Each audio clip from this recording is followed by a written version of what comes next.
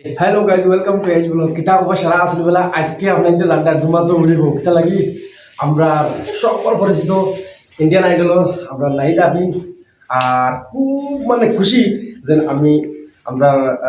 Famous একজন singer লগে মিলিয়া তাহলে আমরা আসামর গৌরব আর আমরা হুজাই ডিস্ট্রিক্ট অথবা all over Assam all over India যত সিলেটি ভাষা মানুষ আছে আশা করি সব বেশি নয় আমরা নাহিদ আফরিন যে সিঙ্গার খুব ভালো লাগে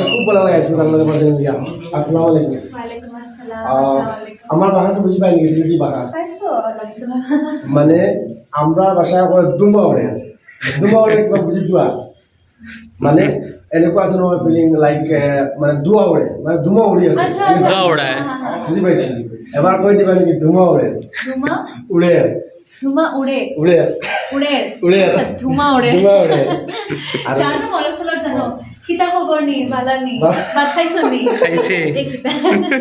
আচ্ছা আপুনি হেৰি এই যে আমাৰ হান্দেজ বুজি পোৱা হান্দেজ তেলত ফ্ৰাই কৰে যে ময়দাৰ পিঠা, পিঠা দৈ। পিঠা তো খাই ভাল পায় আচ্ছা আমি যদি মই মোৰ ভাষাত কথা বুঝি পাবো আপনি যে সময় ইন্ডিয়ান আইডল গেছেন তখন আপনার ফিলিং কিলা লাগছে মানে নিজৰ মনৰ এনজয় কেনেকুৱা লাগিছে খুব ভাল লাগিছে আৰু যেহেতু ইমান ডাঙৰ এটা প্লেটফৰ্ম আছিলে তো তাতে গীত পৰিৱেশন কৰি খুব বেছি ভাল লাগিছে ইমান ডাঙৰ ডাঙৰ মানুহক লগ পাইছোঁ আৰু সেই প্লেটফৰ্মৰ জৰিয়তেই মই আমাৰ সমূহ অসমবাসী ৰাইজৰ দুৱা বুটলিবলৈ সক্ষম হৈছোঁ আৰু সেই প্লেটফৰ্মৰ জৰিয়তে ৰাইজে মোক আঁকোৱাল দিছে আৰু বহুত দুৱা দিছে তাৰ বাবে আলহামদুলিল্লাহ এখন মাতই লগিতা আমরা যে হুজাই ডিস্ট্রিক্ট সিলেটি মানুষ আমরা হুজাই ডিস্ট্রিক্টের মাঝে কিছু বেশি এখন এরা মানুষে আপনার লাগি একটা কুয়েকশন খালি আমার জিজ্ঞাসা করুন যে নাহিদ আফরিন যে সময় আমরা এনো আইন তখন নাহিদ আফরিনের কিলা লাগে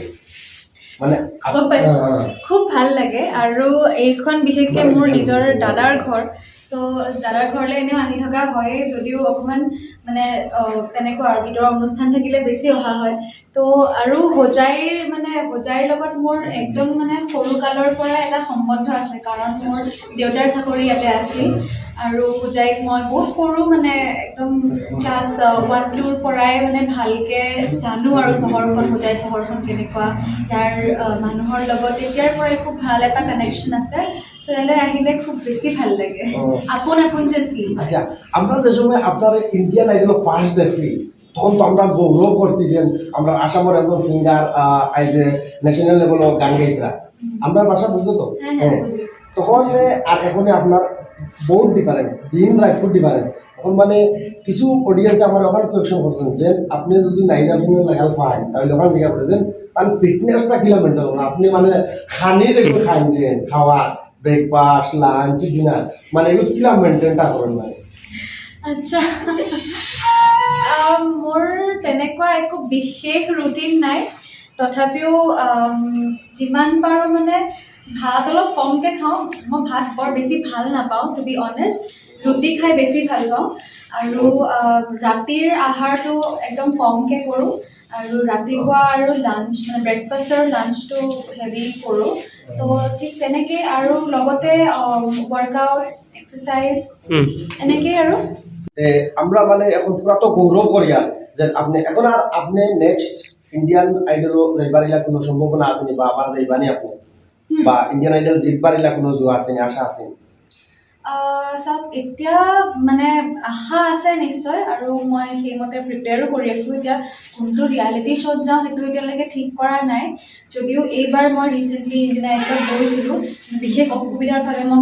ঘূৰি আহিবলগীয়া হ'ল মোৰ মেডিকেল কণ্ডিশ্যন আছিলে মোৰ চাৰ্জাৰী এটা হ'ল চ' মই ঘূৰি আহিলোঁ কিন্তু আকৌ নেক্সট মই এতিয়া প্লেন কৰা নাই ভাবিছোঁ অকণমান আৰু মানে কেইবছৰমান যাওক অলপ আৰু ডাঙৰ হোৱাৰ পাছত যাম আৰু ঠিক। আপোনাৰ যে এটা গান এতিয়া ওলাইছিলে আফ্ৰিন এটা breakup হোৱা কিয়া। ইটা গান লৈ আপনি কেমন গৌৰবিত বা এই ভিডিওটা কেমন চলছে খুব ভাল লাগিছে আৰু অডিয়েন্সৰ ৰেছপন্স খুব বেছি ভাল আৰু গানটো মানে অলপমান